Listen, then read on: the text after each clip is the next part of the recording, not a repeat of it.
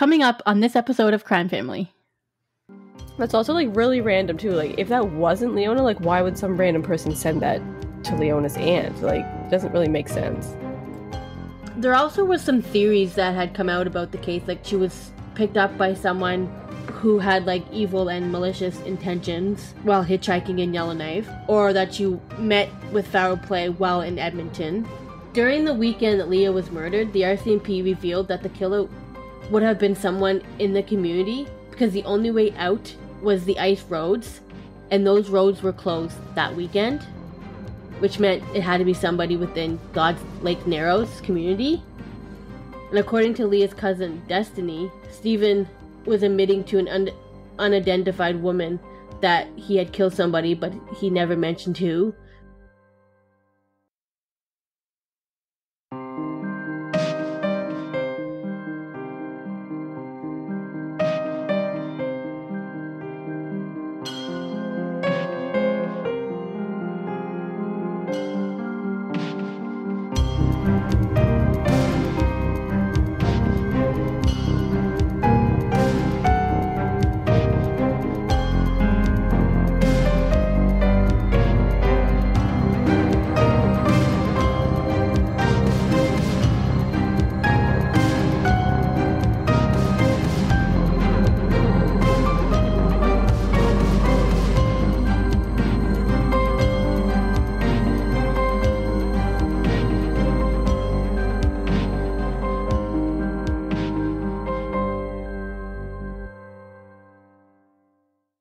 Hey everyone, welcome to another episode of Crime Family. So this is part 3 of our Missing and Murdered Indigenous Women series.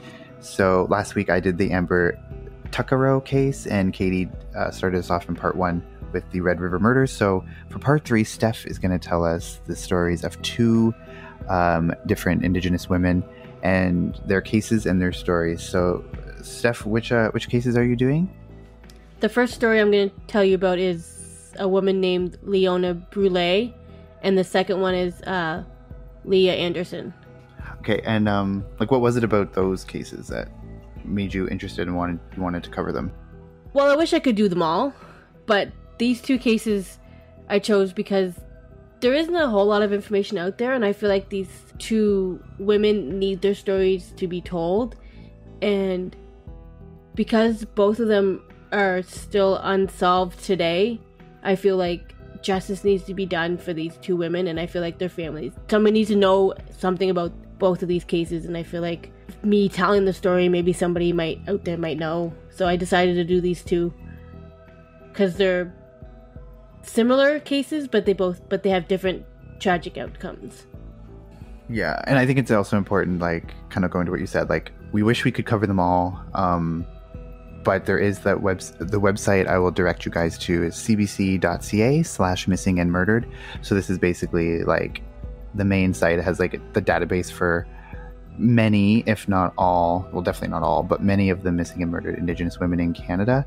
So we're going to put the link to that website in our show notes. So definitely go to that website, familiarize yourself with all of these cases and all of these women, because yeah, we can't cover all of them, obviously.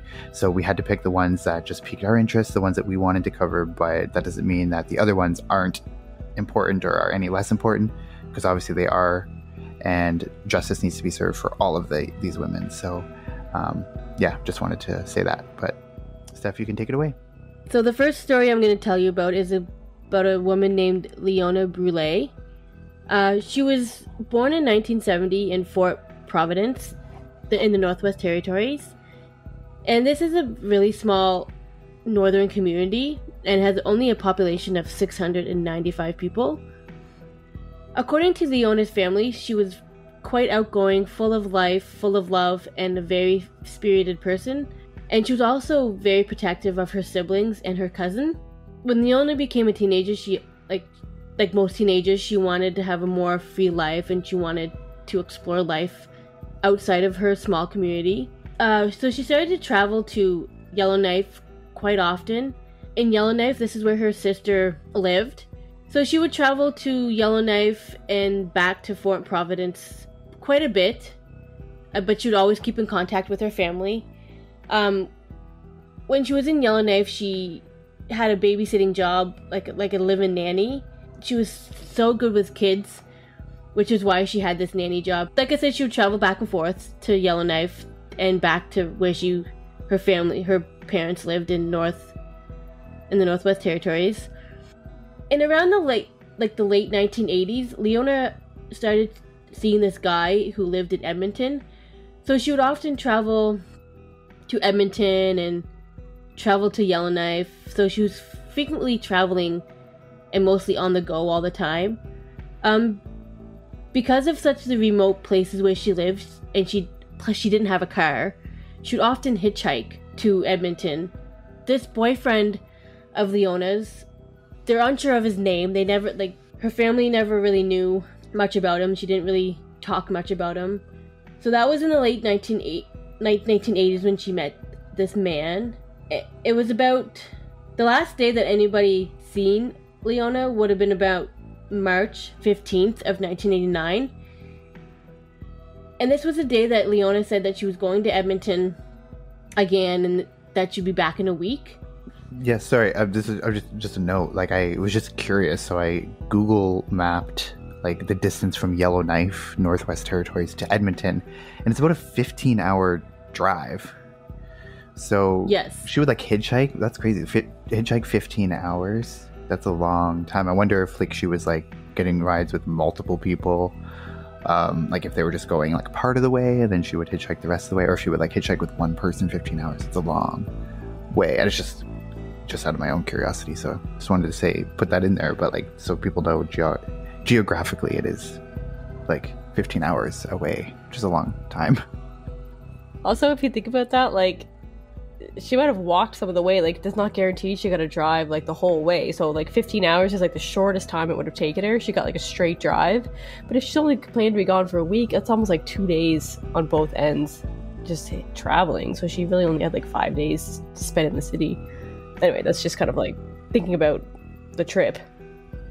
Yeah, it's also crazy too that like no one really knew who the boyfriend was. Like driving 15 hours to a new city in a different province is like weird if like the family doesn't even know who this person is, or even know his name at the very least. Like that's kind of odd. And like you said, they didn't really know. It seems like they didn't really know because looking a little bit about this case, like his name has never been out there and it doesn't say anything about who this man was. So obviously the parents or her family didn't know much about him. Or maybe they do, it's just not released out to the public. I don't know. And maybe because she like would hitchhike from where her parents lived to where her sister lived, maybe they didn't think that her hitchhiking from Yellowknife to Edmonton was a big deal because she was used to hitchhiking. But yeah, and like I said in the previous episode, like hitchhiking is it's common just in the community anyway. Yeah, and people don't have cars, and remote areas you have to get to different places. So, and she was like 19 at the time, so maybe her parents like she was an adult at the time, so maybe her parents just like they knew like how kind-hearted she was, so maybe like they trusted her to get to where she needed to be. Also, this is back in the 80s, so it wasn't, when you think about it now, hitchhiking was probably a lot more safe back then, or people just didn't know how dangerous it was because it wasn't like that much media out there about serial killers and things back then. Mm-hmm. Yeah, and also too, like just because, like you said, and obviously I can tell too, there's not a ton of information out there on this case. So just because like maybe the boyfriend's name's not out there doesn't mean that they didn't know who he was. Like, you know what I mean? Like there might be a lot of information too that's just not out there because obviously the police aren't doing a full investigation. So maybe the family knew who he was. Like, I don't know. It just might not be something worth noting. So I don't want to say that like, oh, it's weird that the parents don't know him. Like maybe they do. I don't know. But obviously it's not out there. Like he's not a suspect if didn't come. Yeah, I feel like he would have been like one of the first suspects they would have talked to. So maybe they just ruled him out and it's just like his name's just not related at all to the case. Yeah, because like because I just don't want to say that like, oh, he's like, how does no one know? But maybe they do. It's just not out there. Mm-hmm. Yeah, that's a good point. So on March 15th, she said goodbye to her family and said that she'd be back in a week. So a few weeks later, her family hadn't heard anything, but it never did register with them that she was missing or anything was wrong with her. because they thought maybe like she was just having a good time and that she'd be back. And what really started to get them to worried is that those phone calls stopped becoming more frequent, and then they just stopped at all. Like they just stopped. So like she was not in contact with her family after the few weeks after she went missing.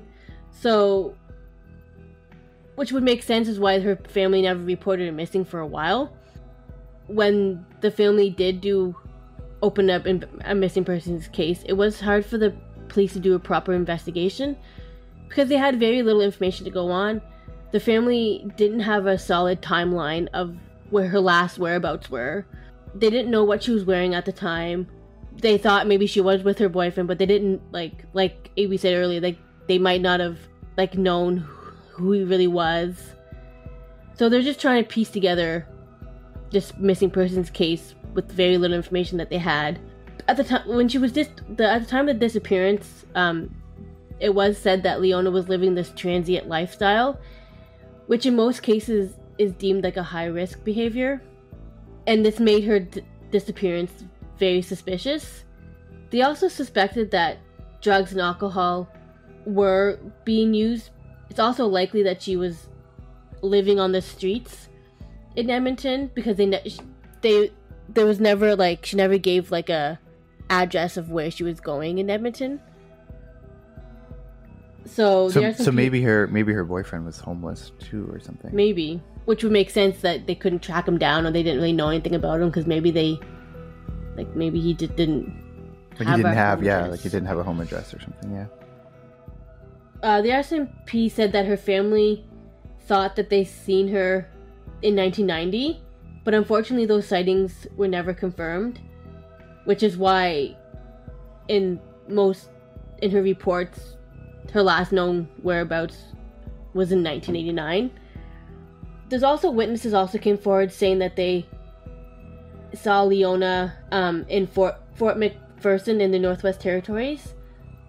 This tip forced the police to travel to Fort McPherson to find the woman that the witness said that looked like Leona. But once they got there, they realized that this woman was not Leona, and unfortunately, the case was starting to go cold because there was no more leads and no more information about her whereabouts. But after her disappearance, Leona's aunt received a letter from Florida, and in that letter there was a newspaper clipping of a weight loss program that said, "Kathy, check this out," or something to that effect. I think that's what it was. Yeah, I think it said, "Kathy, this will help you." But like nothing else. No. That's super weird.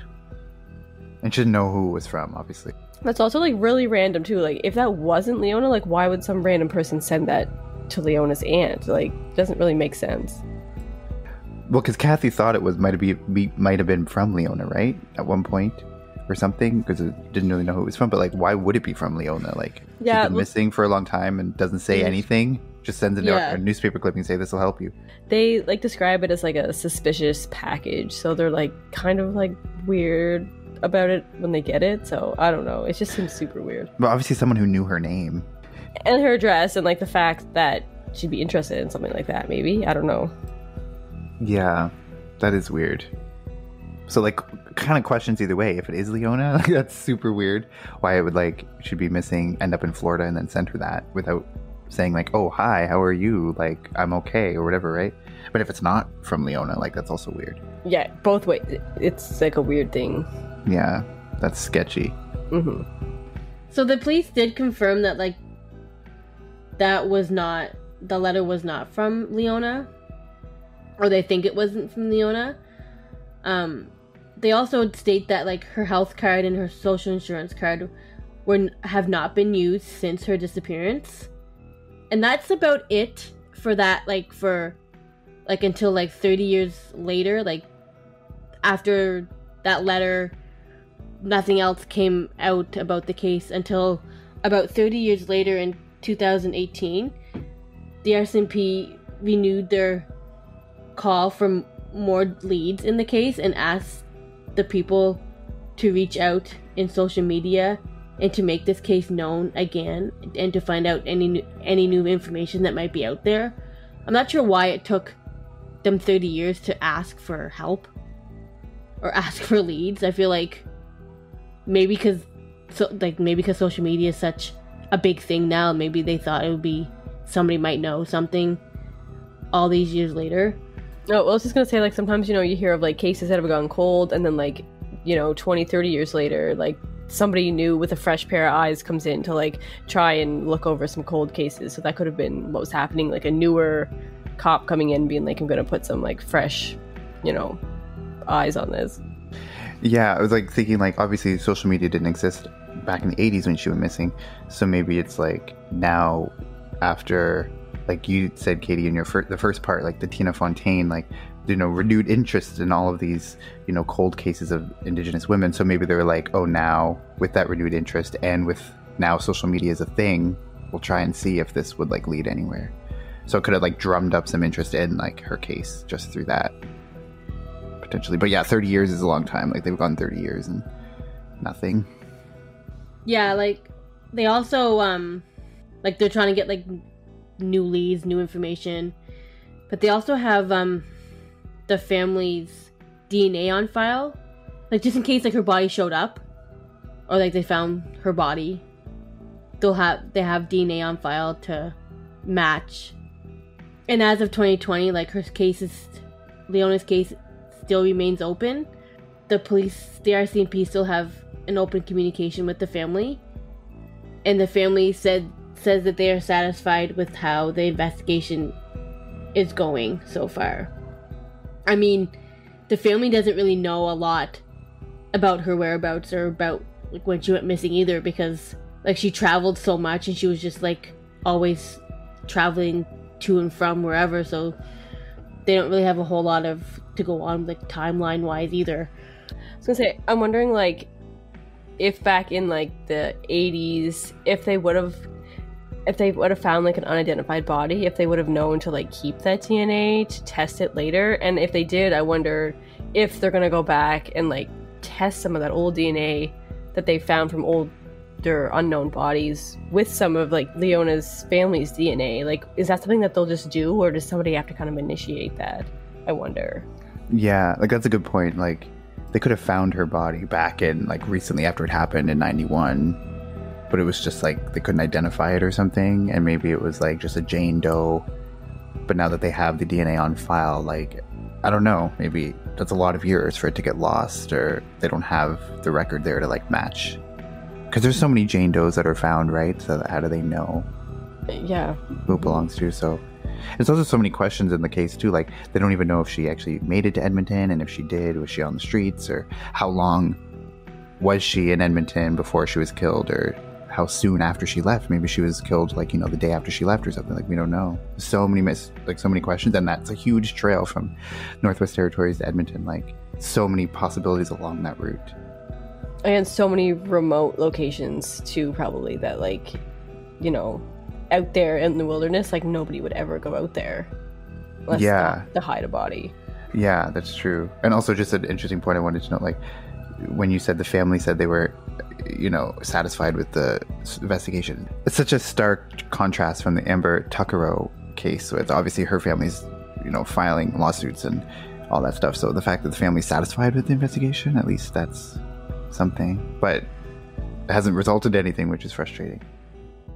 I feel like the reason why they're satisfied is because they don't know, like, where her last whereabouts, but they don't know much about what her life was like, because she, even though she had contact with her, she was traveling so much, so they know just as much as the police know. Like, well, yeah, I think, yeah, like in Amber's case, like, there was so many things, like potential leads that could have been investigated, and they weren't. Whereas in this one, it's like the family's acknowledging, like, yeah, there's literally nothing to go on. So it's not like they know of stuff that the police didn't follow up on. It's like they just know that there's nothing to follow up on, which is frustrating. So yeah, like, her case, like I said, her case is still open. There also was some theories that had come out about the case, like, that she had met with foul play, or, like, she was picked up by someone who had, like, evil and malicious intentions while hitchhiking in Yellowknife, or that she met with foul play while in Edmonton, or she never even left or she was murdered before she even made it to Edmonton. There's so much like speculation around like her disappearance. Like, did she even make it to Edmonton? There's a 15-hour walk/drive from Yellowknife to Edmonton, so like she could have not even made it to Edmonton, or even at a Yellowknife for that matter. So there's just a lot of speculations, a lot of theories that people think, but there's just no hard evidence to go on. Or she could have made it to Florida. Send a letter. Which is like, I doubt that's true. Or like that's from her, but... Yeah, but she could have really went beyond Edmonton and went like anywhere across Canada or even into the States. Like, she could have really went anywhere. So if Leona was still alive, she would be 51 years old. At the time of her disappearance, she was about 4 feet 6 inches tall. She weighed about 106 pounds. She has brown hair and brown eyes. She has some distinct scars on her body, and one of them is a circular shaped scar on her upper right cheek. Her disappearance is also known as like a endangered missing, because she's been missing for so long. They classify it as endangered. So if you have any information concerning Brule's whereabouts, you can contact the Royal Mounted Police at 867-699-3291. If you want to send your tip in anonymously, you can do that by calling Crime Stoppers at 1-800-222-TIPS. That's 1-800-222-8477. So the second case I'm going to be talking to you about is the story of Leah Anderson. Leah was this very vibrant girl. She was full of life, despite her rough start to her life. Leah was in and out of foster care for most of her childhood. After her father was murdered in 2003, her mother found it hard to cope with the grief, which led to her falling into addictions to cope with the loss, which is why Leah was put into foster care. Leah was living in Thompson, Manitoba, but after the murder of her dad and her mom's addiction, the city's child welfare got involved, and Leah and her 3 siblings were sent into foster care. Leah was sent to 13 different foster cares before her aunt stepped in 2005, and that's when they were allowed to move to God's Lake Narrows, which is a town of a population of 1,300, and is the only accessible road is by ice roads in the winter or by air. Once Leah moved to God's Lake Narrows, she started to become very involved in her Cree community. She was well known in her community, which is why she was rewarded the youth chief, because she was trusted by everyone in her community and everyone knew her. She was friends with a lot of the people and had a huge social circle. She was on a good path to a bright future. She was very artistic. She was very talented when it came to dancing, singing, and she wanted to go to the university, the Arts University of Winnipeg. And she was very excited to achieve that goal, and she worked really hard at her academics to make sure she had the grades she needed to make that dream a reality. So on January 4th at around 7:30 p.m. was the last time Leah was seen. On this day, she was supposed to go skating with her friends at a local arena. This was the last day before she was supposed to head back to school, but her friends ended up not going skating. Leah decided to go anyways, so she texted another friend while she was there, and before she left the house, her uncle told her that she had to be back by curfew. Leah was always one to obey curfew. She never broke the rules. She was always home on time. Her aunt and uncle could always trust her. So when Leah didn't show up back home after skating, they figured that she just ended up going to a friend's house for the night. But when she didn't return home the following day, this is when her family decided to get a little bit more worried. So something didn't really sit right with them, so they got a group of people together from the community to perform a search for Leah before they even went to the police, because they figured it was such a small community, like there's 1,300 people, but where she lived was quite small. So they figured they'd just get a group of people together and search some houses. But unfortunately, they came up empty-handed. 2 days later, after she went missing, which was on January 6th, the family heard over the radio that a body was found near a trail that was known as a snowmobile trail on the reserves. And because the community was so small where Leah lived, it was quickly determined that it was Leah's body. And this was determined because they actually did a head count in her community, and the only person that was missing was Leah. Leah was... So like they just got the whole entire town together and just did a head count of everyone? Yeah. They did confirm it by DNA after, didn't they? Or by looking at her they could tell? Yeah, or? Leah's sister was able to identify that it was her because she was still wearing the skates and holding on to the bag that she took with her the day that she disappeared. During the investigation, it was determined that her body was found at 10 a.m. that morning on the 6th on the trail, the snowmobile trail.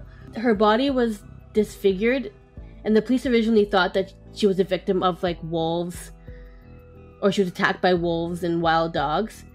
But during her autopsy, it was determined that she was actually beaten to death. So now they knew they had like a homicide on their hand. And when they examined the body closer, they noticed that she had defensive wounds, meaning that she fought with her attacker. It was also determined that she was killed before 10 p.m. on January 4th, and the killer just dumped her body on the trail.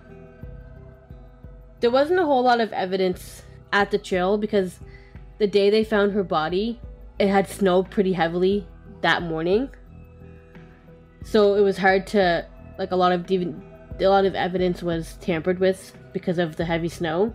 During the weekend that Leah was murdered, the RCMP revealed that the killer would have been someone in the community because the only way out was the ice roads, and those roads were closed that weekend, which meant it had to be somebody within God's Lake Narrows community. And at the time of... It's creepy. It's like it's like one of those, like, you know, it's one of you in the community, like they're doing the head count. It's like, well, which one of you is the one who did it? It's creepy. And at the time of this murder, there was only like 284 houses on the reserves, which gave investigators hope that this would be like an open shut case because they could go door to door and like try to find evidence because it was such a small community that she lived in. But unfortunately, that was not the case. What they thought would take days turned into years, and at this point, RCMP now they're starting to think that it was somebody outside of the community.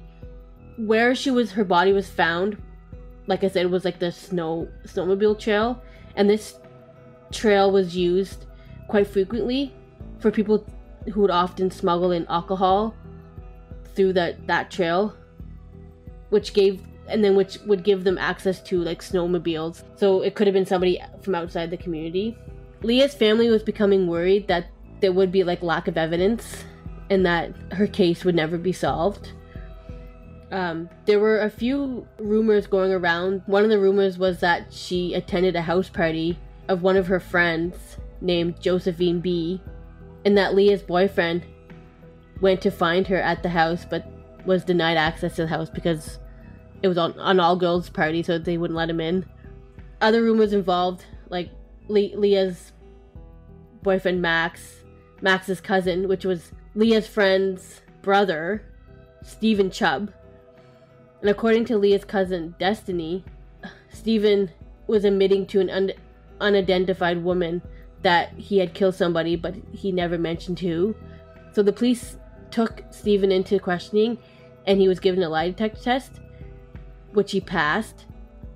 And during those investigations, Stephen admits that him and Leah had a secret relationship, but that ended months prior to her death. So he was ruled out as a suspect because they never did confirm like that he actually said he had killed somebody. Like, that was just hearsay from like two people. So in April 2013, the RCMP and the community offered a $10,000 reward for any information leading up to the arrest in the case.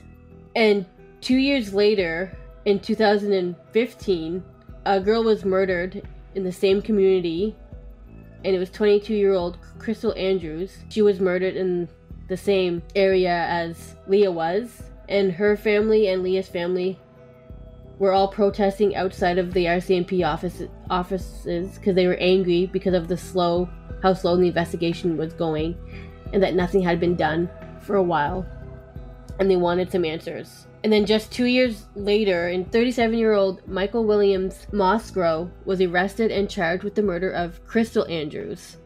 They ruled him out as a suspect in Leah's case. Not really sure why. They didn't really give a whole lot of information, but he was never a suspect in her case. So a DNA swab was taken from Stephen. So Stephen was hoping that the DNA would clear him as a suspect. And in 2019, it was determined that the DNA collected from Leah's clothes and body showed DNA of an unknown male. And the SNP turned to social media numerous times to try and dig up any leads in order to help the RCMP solve the case. The RCMP had a very long list of suspects they were trying to narrow down. A lot of those suspects on the list, they were all ruled out, and the police said that her killer was known to her and it was someone that she would have trusted. So I'm assuming it wasn't Stephen, because if they had his DNA in the system and then they had the DNA found on her body, then they would have connected the two together. But yeah, and it says they say that it would have been someone who was known to her and someone that she trusted. It's why does it have to be someone that she trusted? If she just was taken on her way to go skating or something, it's not somebody picked her up and she would have gone willingly in someone's car, which maybe I feel like there's a missing piece there. What makes them think it's something that she trusted? If it's just someone who just attacks her, that doesn't have to be someone she trusts. Yeah, and just because she went with someone doesn't mean she wasn't being forced. They could have taken her. Yeah, so it doesn't mean she wasn't just because she went doesn't mean it was willingly, right? Somebody could have forced her to go with them. That doesn't mean she trusted them, obviously. I don't see how they could figure that out. Yeah, it seems a little... If it's someone outside, then it could be, obviously it increases the chance. But still, I feel like there's a very limited... It's like a remote town, like a remote community. Even if it's someone with outside the community, there's still not going to be that many people in the surrounding areas necessarily. So it still is a much smaller pool than if it was just an urban center. Yeah, maybe it was one of those people that was that came in to smuggle in alcohol. Maybe... I don't know if she was into drinking, but maybe she kind of knew one of those guys that would deliver regularly. She got to know him or something. He was an outsider, but she knew him, so that could be a possibility. Yeah, so the investigation is still ongoing, but the police aren't saying any details to the public if they found any new leads or anything like that. They do admit that they've conducted over 270 interviews, and Leah's family is still very frustrated with the investigation, and they just want justice for their little girl. The community is now rewarding $11,000 for anybody who knows anything about the case. And if anybody knows any information about Leah's killer or any details about the case, are asked to contact the Winnipeg RCMP at 204-983-5420. Or if you want to leave a tip anonymously, you can call Crime Stoppers at 1-800-222-TIPS. That's 1-800-222-8477. And those are the two cases I have for you guys today. So next week will be the final part to a 4-part series, and in this episode we will be talking about the Highway of Tears. It should be an interesting discussion, and I can't wait to share it with you guys. Yeah, kind of bring this mini-series bring it all together, because the Highway of Tears, you can't really have a discussion about missing and murdered Indigenous women in Canada without talking about the Highway of Tears, because it's such a significant part of that. So we're going to dedicate the final part of this to that whole topic or part of the discussion. So yeah, thank you for tuning in to part 3. You can find us on all the social medias as always. You can find us on Facebook at Crime Family Podcast, on Instagram at Crime Family Podcast, Twitter, Crime Family Pod 1, and our email is crimefamilypodcast@gmail.com. Send us all your great suggestions, feedback, tips, anything you'd like. If you want us to do another mini series about another topic, maybe you can send us some suggestions for that. We'd love to hear what you guys have to say, and leave us a review on Apple Podcasts if you listen on Apple Podcasts, because that's how people know about the podcast and see what other people think, and it's very helpful in supporting the show. So yeah, thank you guys so much. See you next week for part 4, and take care. See you next week. See ya.